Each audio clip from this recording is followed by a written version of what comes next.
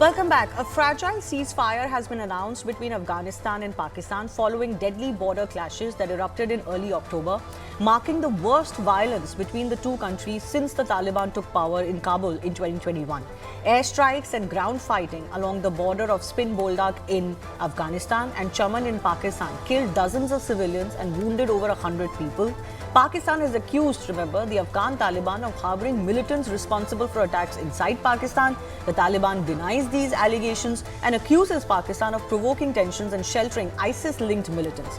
Now, a 48-hour ceasefire was announced yesterday, but both sides contradicted each other on exactly who requested it.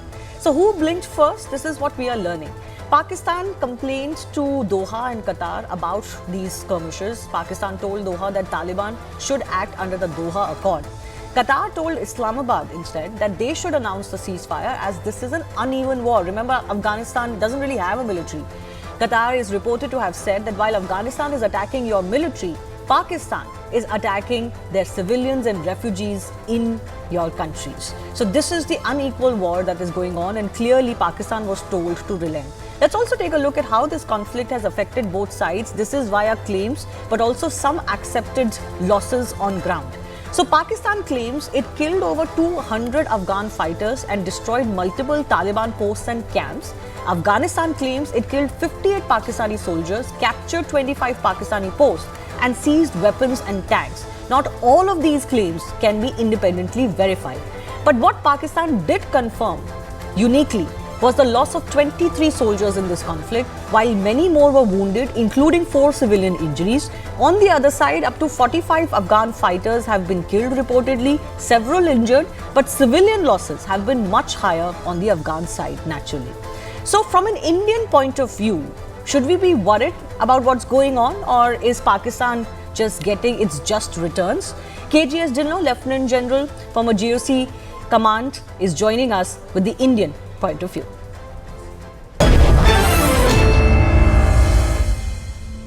Lieutenant General Dhillon, former GOC 15 Corps of the Indian Army, is with us. Sir, thanks a lot for joining us and for your time. I want to begin by asking you, from an Indian point of view, how do we look at these clashes? Even if there's a temporary so-called ceasefire, we'll come to that in just a bit. But from an Indian perspective, should we be in some ways glad, if not happy, that Pakistan Army is under pressure from another neighbor? Or could this be a problem for us, given that this could lead to instability in the region? Good evening, Shwani, and good evening to all your viewers. First of all, as a basic rule of peaceful coexistence, the neighborhood, which is peaceful and calm and progressive, is always best interest of everyone, including the neighbors. Now, having said that, India as a nation is a big power in South Asia, would like the South Asian region to be stable, economically stable, politically stable, as also from the other aspects of diplomacy and other things. Now, if that is not happening, and that is not happening because Pakistan per se is becoming or is already a home to global terrorism. And that is what is being seen on the Durand line or AFPAC border in last few days. And this is nothing new. This was expected. Because if you go by the history of Pakistan aligning with the past, when the Soviets were here, Pakistan aligned with the USA and other countries to fight the Soviets. When Soviets left, the USA left, and then Pakistan aligned with the Taliban to create terrorists who are being sent into Jammu and Kashmir. Yes. I was a young officer them, I fought a lot of them who came from Afghanistan through ISI and Pakistan. And when Taliban, after 9/11, when the USA came in again, Pakistan sided with USA and against Taliban. Now on 15th August 2021, when USA left, Pakistan again sided with Taliban and left USA. And now when USA again wants to come back in Bagram, now Afghans know this game very well. Pakistan will now again side with USA and be anti-Taliban or anti-Afghans. So in this sub-region of the South Asia, Afghans are very clear about Pakistan, that how they are going to behave, and they predicted this well for themselves. And that is when the origin of this trouble started. And we can discuss more as we have more questions. But this is the history of Pakistan's interest and their alliances and counter-alliances in the region. Yes, absolutely. There is no stability, there is no permanency, there is no, you can say, the honor code.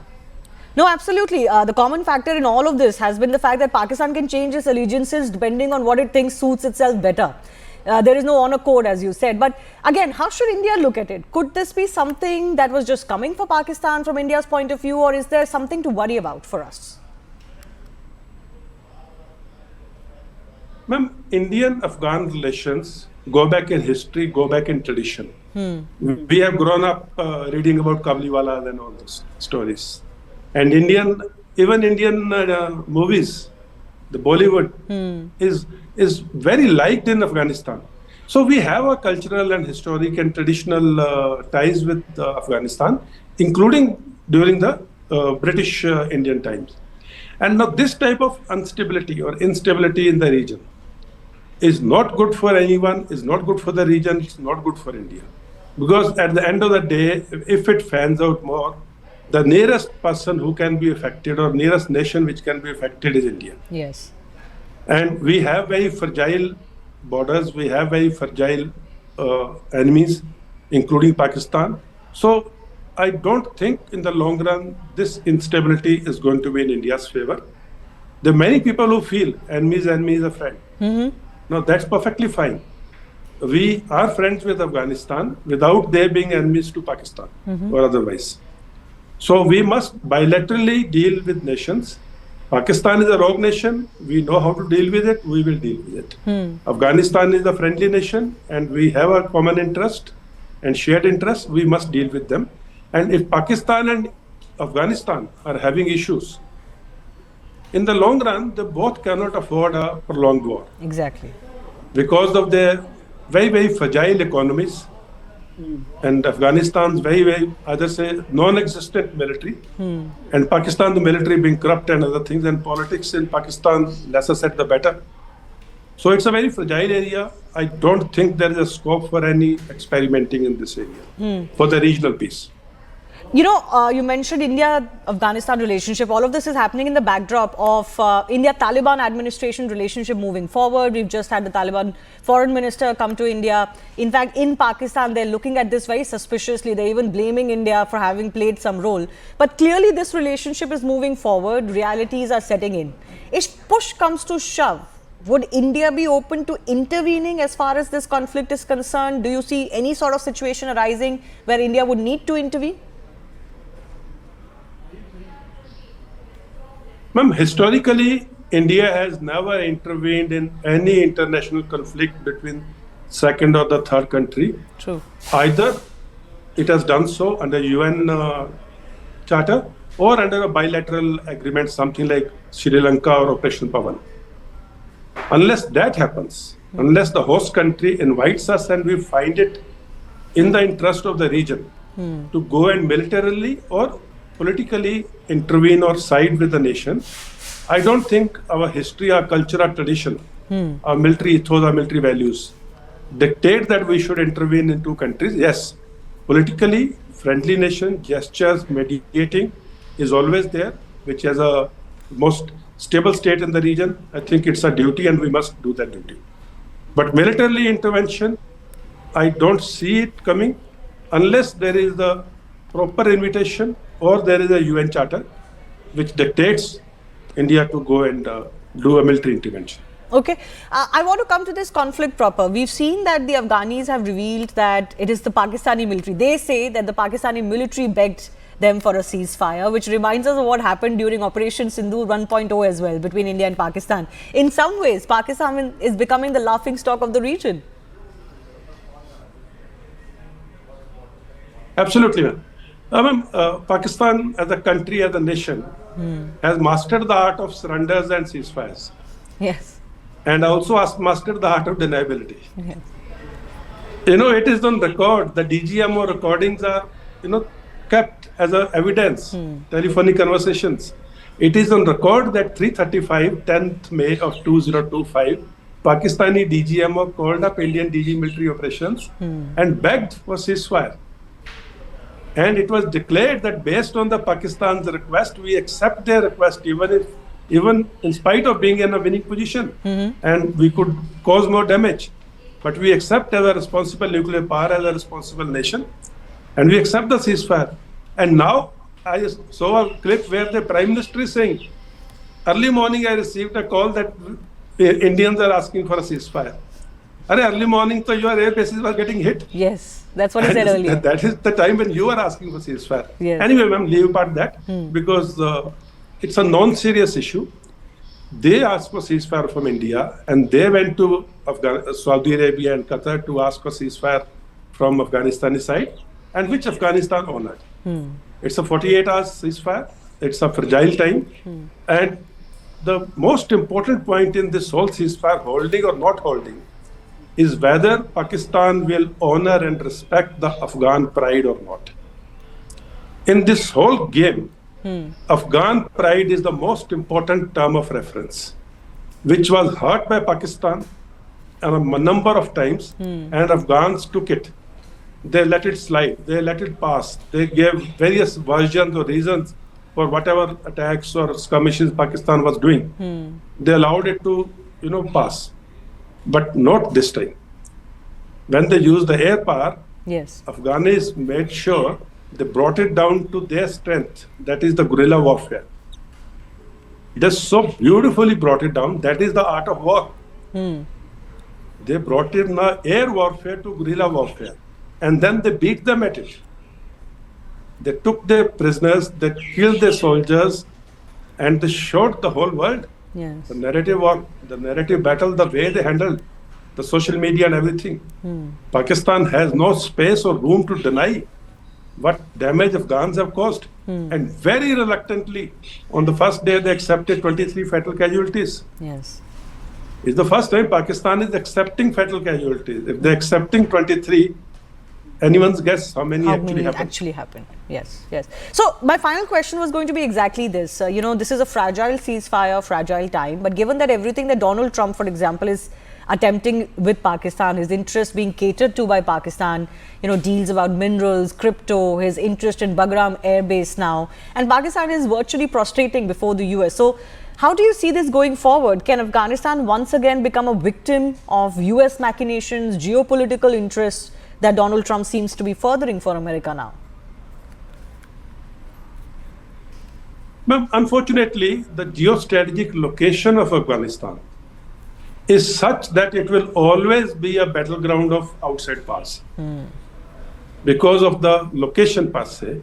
Now, having said that, the US interest in minerals, the rare earths, the US interest in Bagram airfield and cryptos and all that is the basic reason why Pakistan went in to hit Afghanistan. They thought they will hit Afghanistan, Afghanistan will accept it like every other year which has passed by, and they will walk in, take over the Bagram airfield, give it as a gift to US, and then they will come in, they will carry out the mining of rare earth, and everything will be good. But no, this time things were different.